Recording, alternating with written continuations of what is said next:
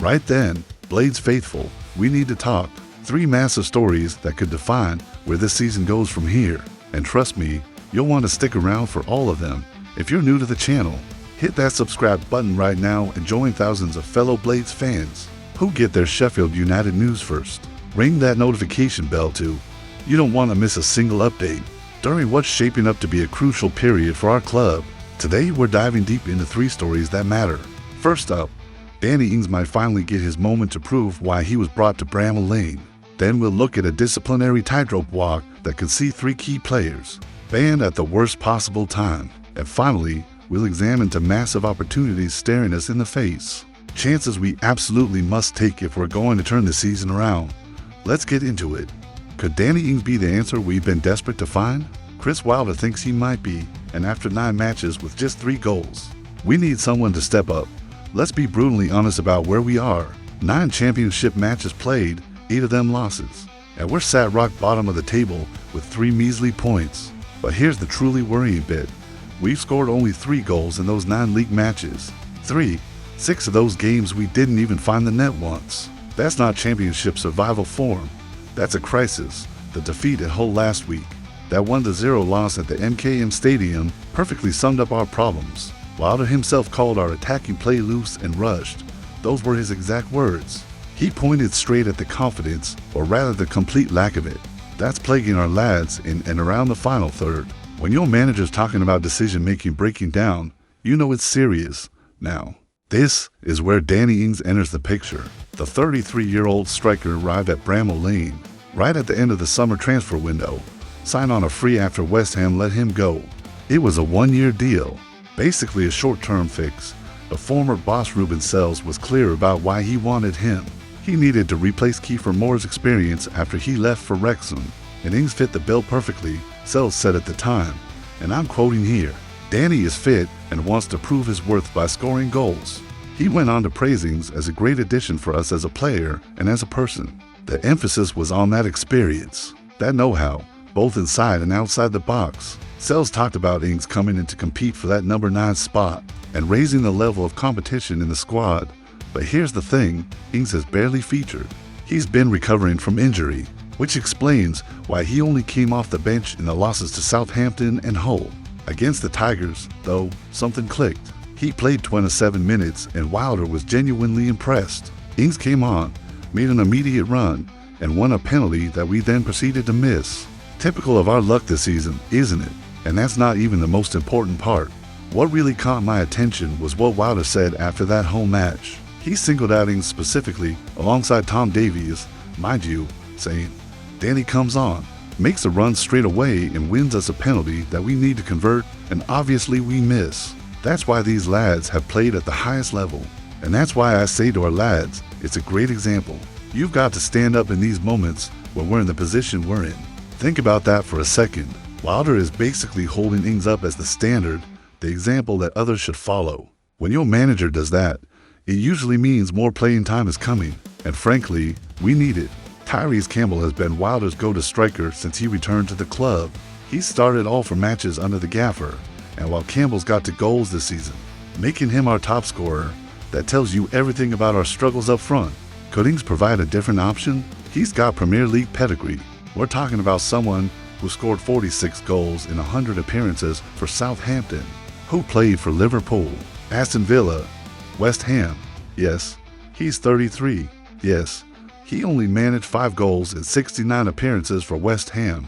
But sometimes experience and composure are worth more than raw pace, especially when confidence is this low. Wilder praised Ings for doing what top-level players do, making that immediate impact, showing that intelligence and positioning that comes from years at the highest level. If the manager's talking like that, you've got to think Ings is going to get more opportunities, possibly even starting matches soon. So here's what I want to know from you lot watching. Do you think Danny Ings should be starting ahead of Tyrese Campbell right now? Should Wilder give him a proper run in the team, or keep him as an impact substitute? Drop your thoughts in the comments below. I'm genuinely interested to see what the consensus is among Blades fans. And while you're down there, give this video a thumbs up if you're hoping Ings can rediscover some of that form he showed at Southampton. Let's show some support for a player who's chosen to come and fight for our club. Just when we thought things couldn't get more complicated, we've got 3 players walking a disciplinary tightrope that could snap at any moment. The timing couldn't be worse, could it? We're about to enter an absolutely brutal run of fixtures. Saturday, we've got Watford at home, a match we desperately need to win to get our first 3 points at Bramall Lane this season. Then it's 3 matches in 7 days. Watford, then away to Blackburn on Tuesday night, then Friday evening at Preston. 3 matches in a week when we're already struggling. Those 3 points from 9 matches have left us propping up the entire championship, bottom of the table, and we've been there since Bristol City hammered us for 2-1 on opening day. The longer we stay down there, the harder it becomes to climb out. Everyone knows that. The statistics don't lie. Teams that start this badly rarely recover dots so naturally.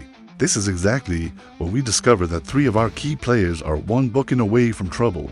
Gustavo Hammer, David Tanganga, and City Peck, all of them are dangerously close to automatic suspensions, and the rules are unforgiving. Let me break down how this works, because it's important. The EFL regulations state that any player who picks up 5 yellow cards in their team's first 19 league matches must serve a 1-match ban.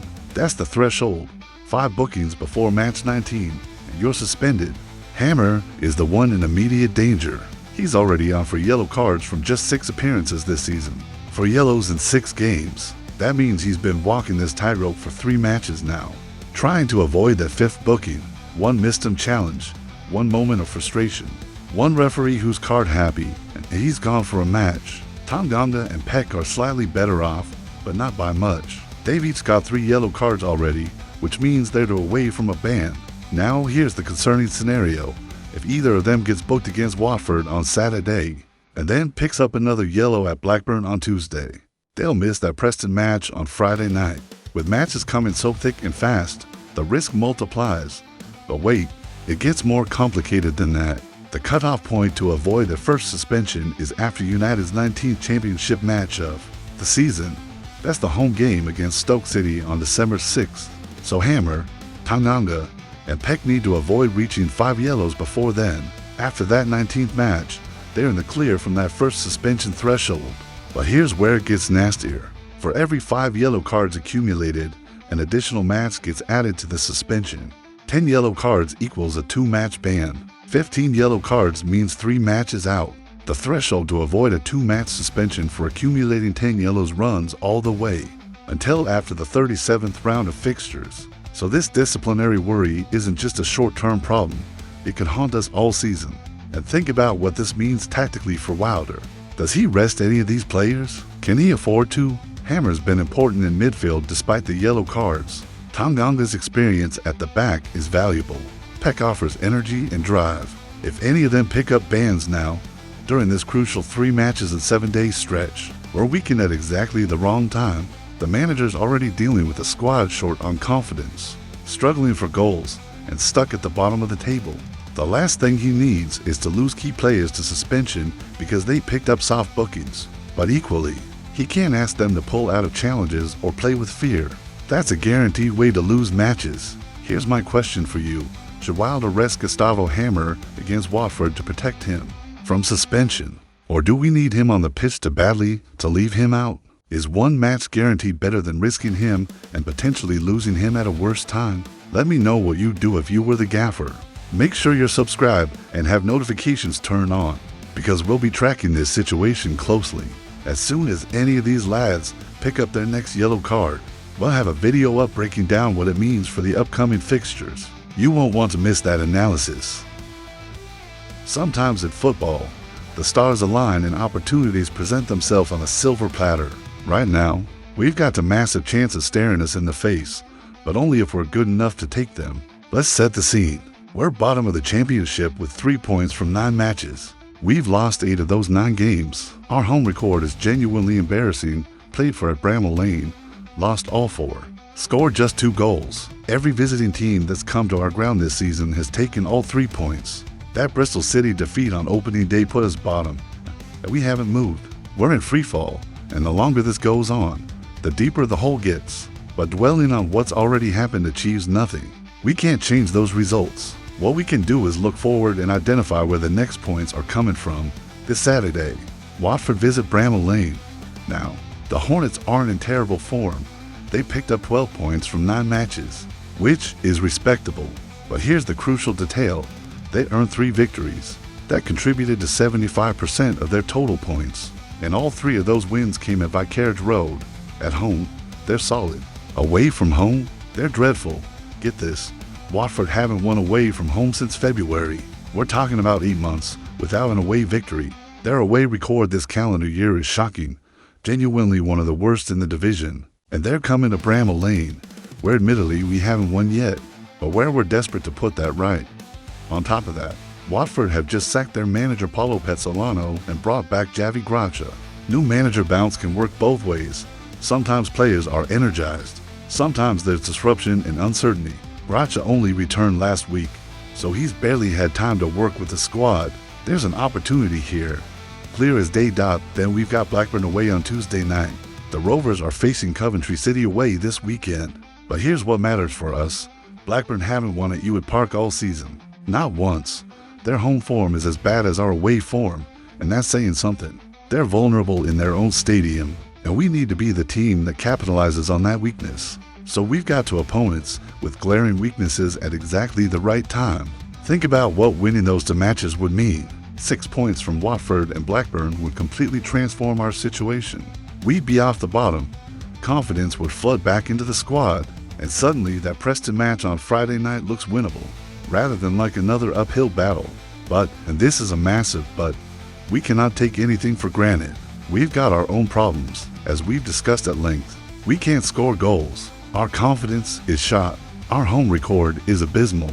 If Watford's poor away form meets our poor home form, something's got to give. If Blackburn's poor home form meets our poor away form, same situation. It's a clash of weaknesses, and whoever plays better on the day wins. The question is whether we're mentally strong enough to capitalize. Wilder knows this. He'll have identified these exact weaknesses in team meetings. He'll be drilling it into the players that these are must-win matches. That opportunities like this don't come around often when you're bottom of the table. And it's not just about those 2 matches. It's about building momentum. 1 win becomes 2, 2 becomes 3, and suddenly you're on a run. Suddenly teams are worried about playing you instead of seeing you as easy pickings. That's the difference between survival and disaster in this division. The Preston match that follows is against a side that won't have such obvious weaknesses. So these first 2 matches, Watford and Blackburn, are absolutely critical. Miss these chances, and we're staring at potentially 1 point from 9, maybe 3 at best, and we're still rooted to the bottom going into a fixture list that doesn't get any easier. So here's what I'm asking you. Which match do you think is more important? Beating Watford at home to finally get that first Bramall Lane win, or getting a result at Blackburn to show we can perform away from home? Both feel crucial, but if you had to pick one, which would you prioritize? Get in the comments and let's debate it. And listen, if you've watched this far, you're clearly invested in where the season goes. Do me a favor, share this video with other Blades fans. We need the whole fan base pulling together, staying informed and staying positive. The more of us who understand what's at stake, the better the atmosphere will be when we pack out Bramall Lane on Saturday. Right? Let's recap what we've covered today, because these 3 stories are all connected. First, Danny Ings could be about to get a bigger role after impressing Chris Wilder with his cameo against Hull. If he can bring that Premier League experience and composure to our attack, maybe, just maybe, he's the spark we need to start converting chances into goals. Second, Gustavo Hammer, Javid Tanganga, and City Peck are all dangerously close to suspension. Hammer's 1 yellow card away. The other 2 are the bookings from a ban. With 3 matches in 7 days coming up, we need them all available. But 1 moment of madness could leave Wilder short-handed. And third, we've got 2 massive opportunities in Watford's terrible away form and Blackburn's shocking home. Record. These are the kinds of fixtures that decide whether you survive or go down. And we absolutely must take advantage. The next week could define our season. It really could. Win 2 or 3 of these matches, and we're in business, confidence restored. Points on the board, hope renewed. Lose them all, and we're in serious trouble. So here's what I need from you. If you haven't already, smash that subscribe button right now. We're going to be covering every twist and turn of this crucial period. Team news, tactical analysis, post-match reactions, the lot. You need to be subscribed with notifications on so you don't miss a single video. hit the thumbs up. If you found this analysis useful, the more likes we get, the more YouTube pushes these videos to other Blades fans who need to see them. And most importantly, get down in the comments. Tell me which of these 3 stories concerns you most. Tell me your predicted scoreline for Watford. Tell me if you think Ings should start or if Hammer should be rested. Let's build a proper discussion down there. Share this video with your mates, with your family, with anyone else who bleeds red and white. We're all in this together, and the more informed we are as a fan base, the better we can support the lads when they need us most. Come on, you Blades. We've been in worse positions before and fought our way out. This squad's got quality. Wilder knows what he's doing, and with Bramall leading behind them, anything's possible. But we need those first wins, and we need them now. I'll be back with more content very soon, especially after that Watford match. Until then, keep the faith, stay positive, and let's will this team to victory. Up the Blades!